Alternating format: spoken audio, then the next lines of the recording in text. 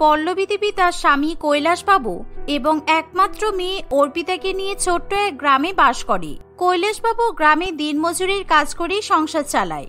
যেমন হোক করে তাদের সংসার খুব ভালোভাবেই চলে যায়। তবে একমাত্র মেয়ে অর্পিতাকে তারা খুবই ভালোবাসা দেয়, আর এরকম ভাবেই হাসি খুশি তাদের দিন কাটে। আস্তে আস্তে অর্পিতা বিয়ের বয়সী হয়ে ওঠে, কিন্তু তবুও সে বাড়ির কোনো কাজ করতে চায় না, আর রান্না বান্না তো দূরের কথা।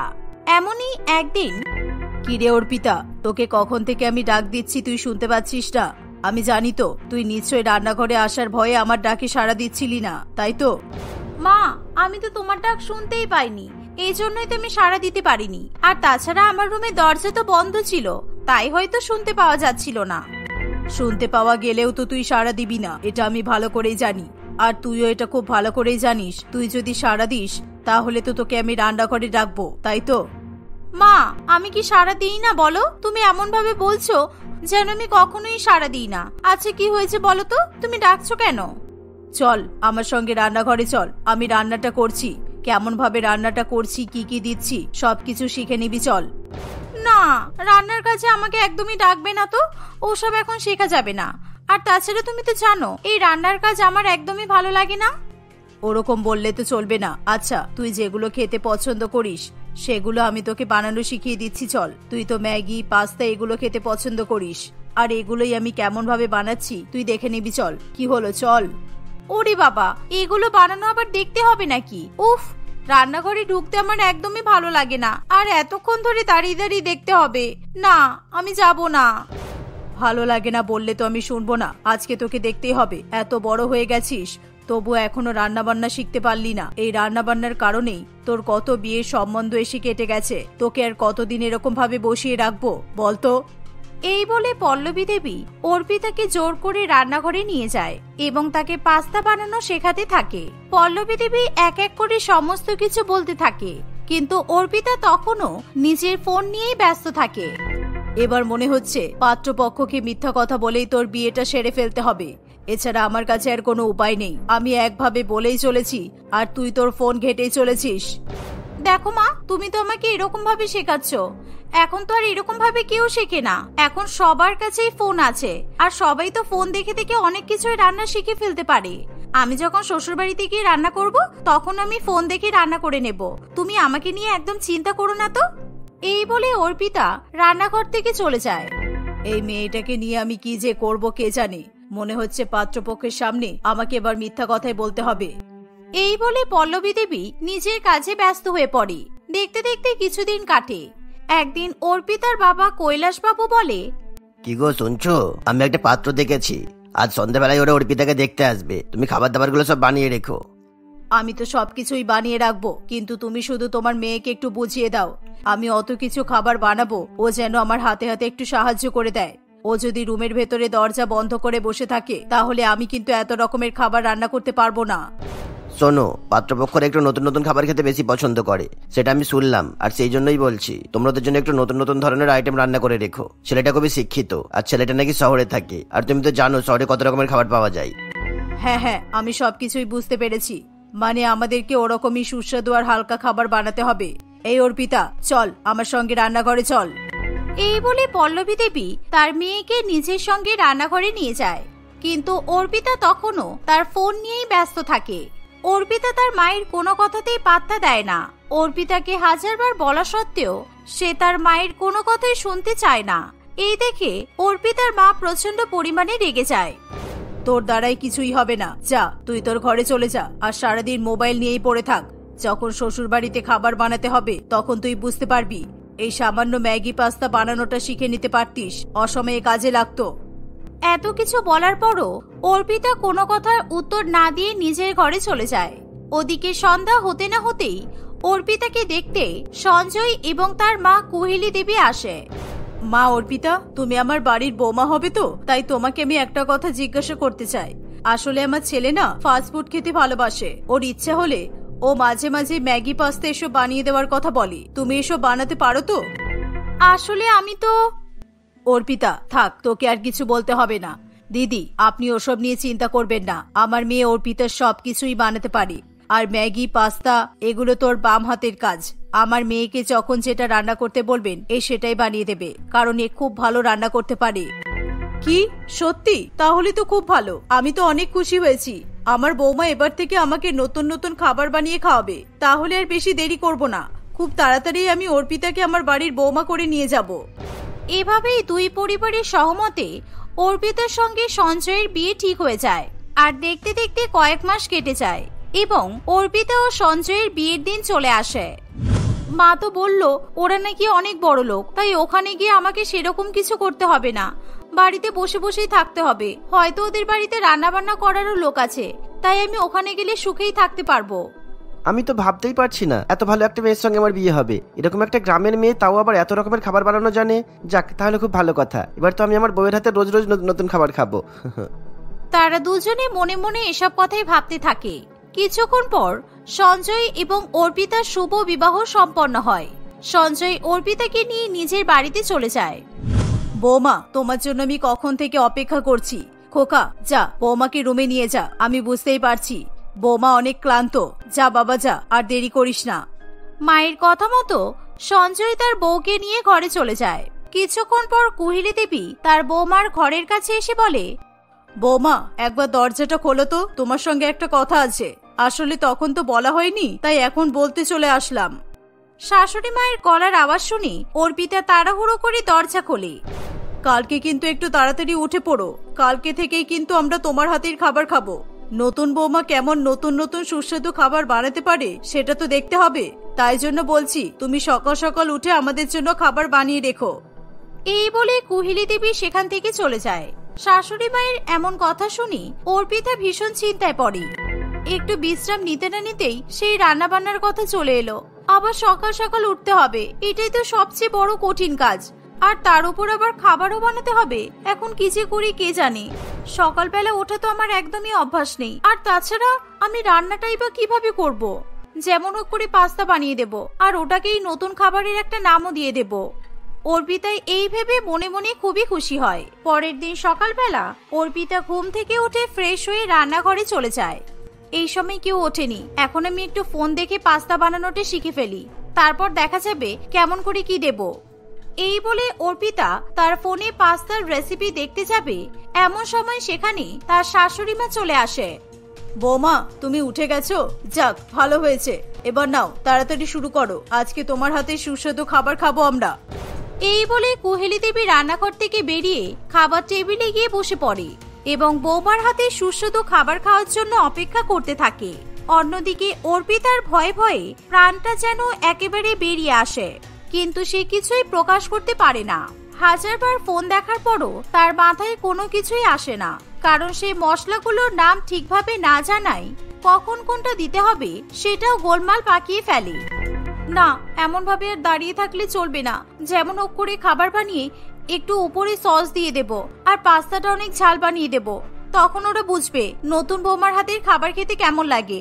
হ্যাঁ, তাহলেই আমাকে আর দ্বিতীয়বার পাস্তা বানাতে হবে না। অর্পিতা যখন এসব ভাবনা চিন্তা করে, তখনই বাইরে থেকে তার শাশুড়ি মা চিৎকার করে বলে ওঠে, এখনো কি হলো না? এই দেখো, খোকাও চলে এসেছে। তাড়াতাড়ি খাবারটা নিয়ে এসো। মা আজকে কি খাবার বানাচ্ছে? খোকা, আজকে আমার নতুন বৌমা আমাদের জন্য একটা নতুন ধরনের খাবার বানাচ্ছে। খাবারটার নাম তো আমিও জানি না, তবে বৌমা খাবারটা নিয়ে আসলেই জানা যাবে।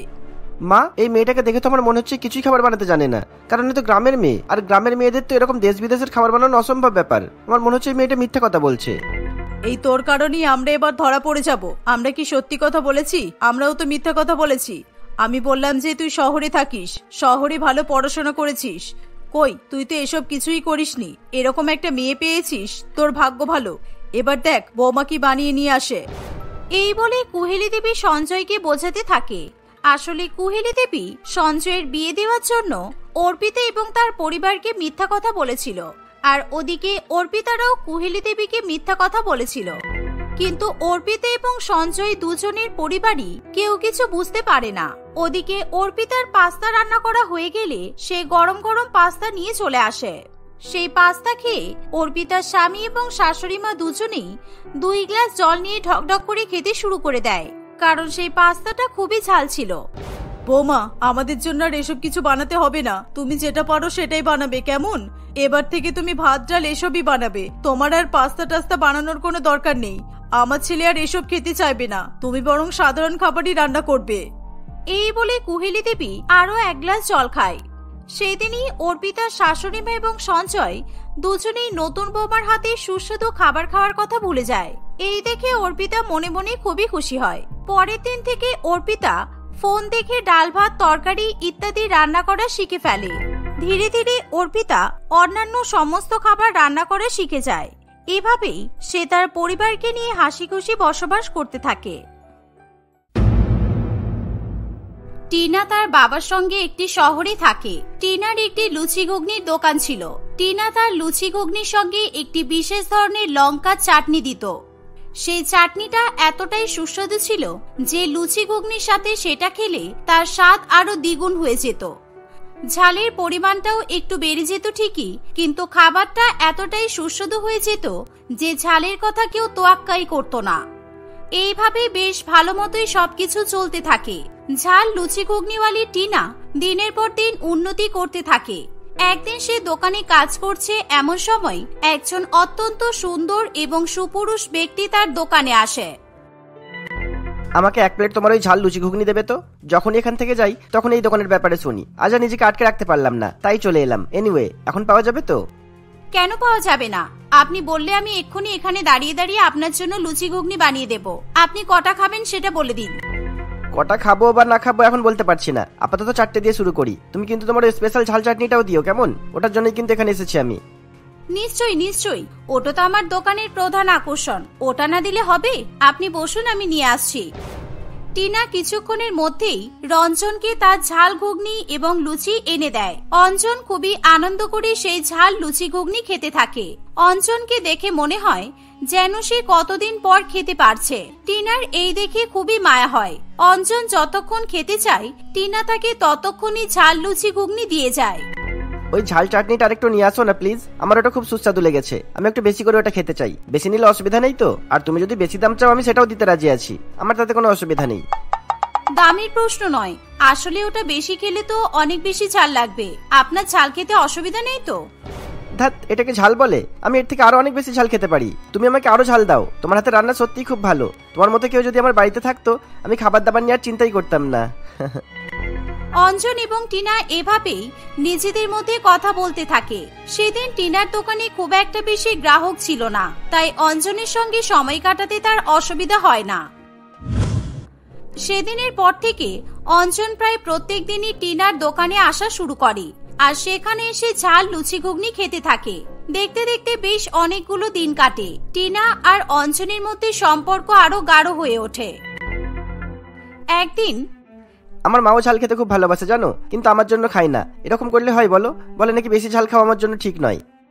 বেশি ঝাল খাওয়া তোমার জন্য ঠিক নয় কেন? তোমার কি কোনো সমস্যা আছে? যদি থেকে থাকে তাহলে তুমি আমাকে বলে দাও, আমি তাহলে এভাবে আর ঝাল খেতে দেব না তোমাকে। আরে বাবা, আশ্চর্য মেয়ে তো তুমি। আমার কোনো অসুবিধা নেই বলছি তো। আসলে আমি যখন ছোট ছিলাম তখন অত ঝাল খেতে পারতাম না, তাই মায়ের মনে হয় আমি এখনো বোধহয় ঝাল খেতে পারি না। মা যদি কোনোদিনও দেখে আমি এখানে এত ঝাল ঝাল লুচি ঘুগনি খাই তাহলে মা বোধহয় চোখে সরষে ফুল দেখবে। তাহলে তোমার মাকে আমি ফোন করে বলে দেব যে তুমি এখানে এসে বেশি বেশি ঝাল দিয়ে লুচি খাও। যেই আচারটা কেউ 1 চামচ খেতে পারে না সেটা তুমি 3-4 চামচ একাই খেয়ে নাও। তোমার মায়ের ফোন নাম্বারটা আমাকে দিও তো।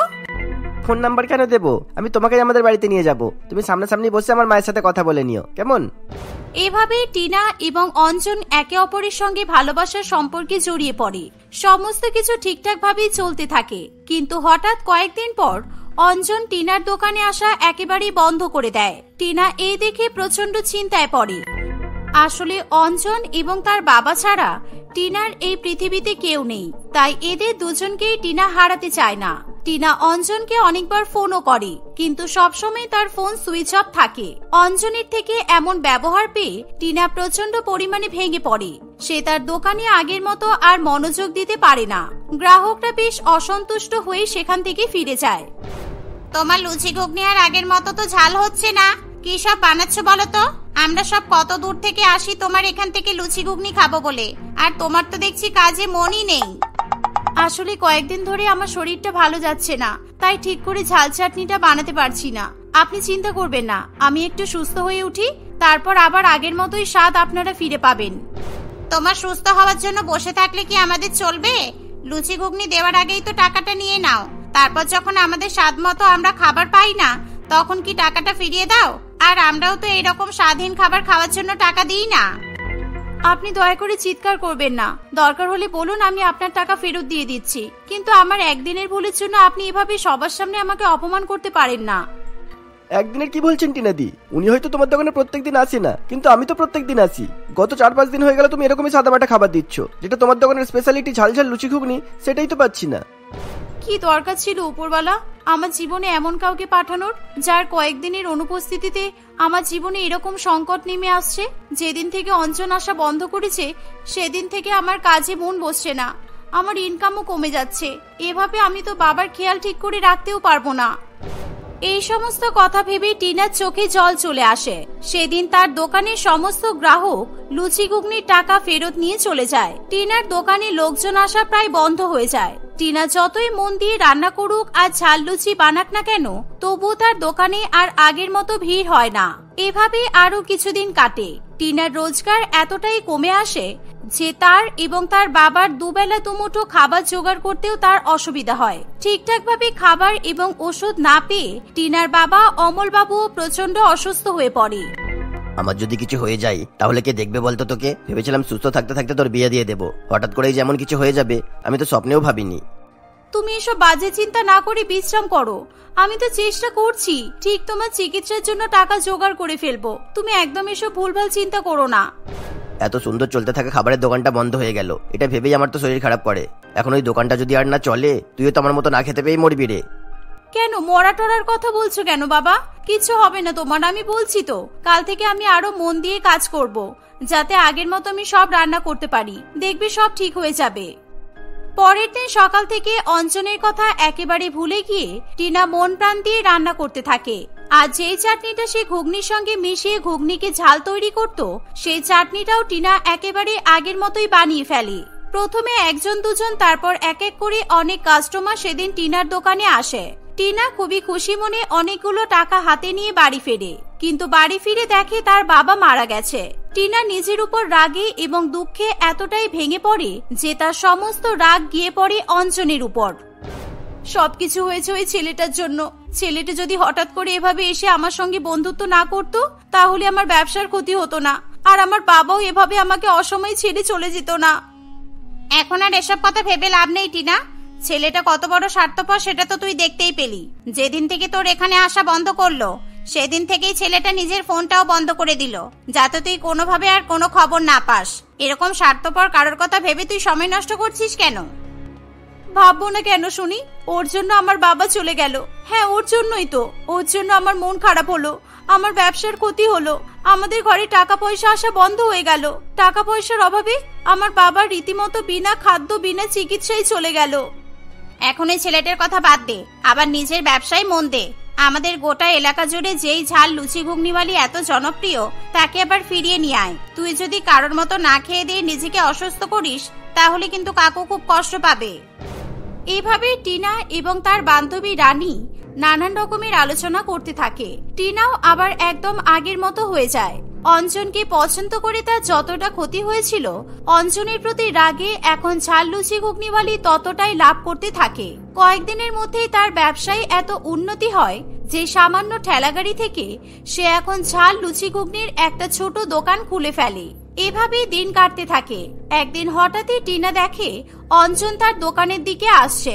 অঞ্জনকে দেখে টিনার প্রথমে খুবই আনন্দ হলেও অঞ্জনের কারণেই তার ব্যবসার ক্ষতি হয়েছে এবং তার বাবার মৃত্যু ঘটেছে, এই কথা ভেবে টিনার মনে মনে খুবই রাগ হয়।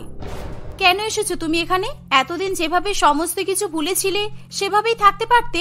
বন্ধু বানিয়ে হঠাৎ করে তাকে এভাবে একা ফেলে চলে যাওয়া, নিজের ফোন একেবারে বন্ধ করে দেওয়া, বন্ধুদের সাথে কোনো রকমের যোগাযোগ না রাখা, এগুলো করার পরেও তোমার লজ্জা হলো না? তুমি আবার আমার দোকানে এসেছো। আসলে আমি একটা কাজে এতটাই ব্যস্ত হয়ে গিয়েছিলাম যে আমি কোনো রকমের যোগাযোগ ছাড়াই আসা বন্ধ করতে বাধ্য হয়েছি। আর রইল বাকি ফোনের কথা। ফোনটা আমি এখানে রেখেই বিদেশে গিয়েছিলাম একটা আর্জেন্ট কাজে, আর তাই ফোনটা সুইচ অফ করাই ছিল। আজ দেশে ফিরে ফোন অন করতে তোমার অনেকগুলো মেসেজ দেখেই আগে এখানে ছুটে এলাম। আচ্ছা, ভালোই তো গল্প তৈরি করে এসেছো। তুমি যখন নিজের অজুহাতগুলো দেখিয়ে দিয়েছো তখন তো তোমাকে আর কিছু বলতেও পারবো না। তাহলে আজকে হঠাৎ কি করতে এসেছো এখানে? এমনি তোমার সাথে দেখা করতে, আর কি কারণ থাকতে পারে। আর হ্যাঁ, তোমার বাবার জন্য বিদেশ থেকে একটা কোট নিয়ে এসেছি। তুমি বলেছিলে না তোমার বাবার বিদেশি কোট পরার খুব ইচ্ছা, তাই আর কি। রেখে যাও, বাবার সাথে আবার যখন দেখা হবে তখন বাবাকে দিয়ে দেব। তাতে এখনো বেশ কয়েক বছর সময় লাগবে যদিও। টিনার এত হেয়ালি করে কথা বলা অঞ্জন কিছুই বুঝে উঠতে পারে না। সে টিনাকে তার কথার মানে জিজ্ঞাসা করে। মানে আবার কি? আমার বাবা কয়েক সপ্তাহ আগে মারা গেছে, সেই কারণেই বললাম এখানে রেখে যাও, যখন আমি আমার বাবার কাছে যাব তখন দিয়ে দেব। হঠাৎ করে তুমি আমার সাথে কথা বলা বন্ধ করে দিয়ে তুমি যে আমার কত বড় ক্ষতি করেছো তোমার সেটা ধারণা নেই। এই সমস্ত কথা শুনে অঞ্জন প্রচন্ড অনুশোচনা বোধ করে। টিনার মনকে সান্ত্বনা দেবে ভেবে সে টিনার কাছে ঝাল লুচি ঘুগনি খাওয়ার আবদার করে। আমি জানি আমার অনেক বড় দোষ হয়ে গেছে, কিন্তু তুমি প্লিজ আমাকে ক্ষমা করে দাও। আর আমি তখনই ভাববো তুমি আমাকে ক্ষমা করে দিয়েছো যদি তুমি আমাকে এক্ষুনি তোমার হাতের বানানো টেস্টি টেস্টি ঝাল লুচি ঘুগনি খাও, তবেই। ক্ষমা তো আমি তোমাকে করতেই পারবো না অঞ্জন, তোমার জন্য আমার বাবা চলে গেছে, তোমাকে আমি এত সহজে ছেড়ে দেব? তুমি যখন ঝাল লুচি ঘুগনি খেতে এসেছো তখন তোমাকে আমি ফেরাবো না, এমন ঝাল খাওয়াবো যে কোনোদিনও আর আমার দোকানের দিকে আসার কথা ভাববেও না। সত্যি সত্যি টিনা সেদিন অঞ্জনের ঘুগনিতে এত বেশি ঝাল দেয় যে অল্প একটু খাবার খেতেই অঞ্জনের চোখ থেকে জল পড়তে থাকে, কিন্তু তবুও সে সমস্তটা খেয়ে নেয়। কিছুক্ষণ পর অঞ্জন বিদায় জানিয়ে সেখান থেকে চলে যায়। এই ঘটনার পর আরো বেশ কয়েকদিন কাটে। অঞ্জন সত্যি সত্যি টিনার দোকানে আসা একেবারেই বন্ধ করে দেয়। টিনা এই ভেবে মনে মনে খুবই খুশি হতে থাকে। টিনা এবং তার বান্ধবী অঞ্জনকে নিয়ে নানান রকমের মজা করছে, এমন সময় একজন বয়স্ক মহিলা খুবই করুণ মুখ নিয়ে সেখানে আসে। তোমাদের মধ্যে টিনাকে, তার সাথে আমার একটু দরকার ছিল, তাকে একটা জিনিস দেওয়ার আছে। আমি টিনা, কি হয়েছে বলুন, কি দেওয়ার আছে আমাকে? আর আপনি কে? আমি তো আপনাকে চিনলাম না। আমি রঞ্জনের মা, ওর আত্মার শান্তি কামনা করে আমরা একটা শোক সভার আয়োজন করেছি। ওর খুব ইচ্ছে ছিল তুমি আমাদের বাড়িতে একদিন আসবে, আর ওর শেষ ইচ্ছাটাতে আমল করতেই আমি তোমাকে নিমন্ত্রণ করতে এলাম। এই কথা শুনে টিনার মাথায় আকাশ ভেঙে পড়ে। সে কি করবে কিছুই বুঝে উঠতে পারে না। অঞ্জন মারা গেছে শুনে টিনা নিজের চোখের জল ধরে রাখতে পারে না। আসলে কয়েকদিন আগে অঞ্জন বিদেশে গিয়েছিল একটা চিকিৎসার কারণে। প্রত্যেকদিন খুব ঝাল খেয়ে খেয়ে ওর অগ্নাশয়ে কিছু সমস্যা হয়েছিল। সেখানে ওর একটা অনেক বড় অপারেশন হয়। ওই অপারেশনের পরে ডাক্তার ওকে বলে দিয়েছিল সারা জীবনে অঞ্জন আর কোনোদিনও ঝাল খেতে পারবে না। আমার ছেলেটা ঝাল খেতে এতই ভালোবাসে, আর ওই নাকি ঝাল খেতে পারবে না। এত কিছু জানার পরেও ও যে কোথা থেকে এত ঝাল খেয়ে এসেছিল আমি জানি না। সেই ঝাল খেয়ে বেশ কিছুদিন পেট ব্যথায় ও হাসপাতালে ভর্তি ছিল। তারপর যন্ত্রণা সহ্য করতে না পেরে হার্ট অ্যাটাক করে ও মারা যায়।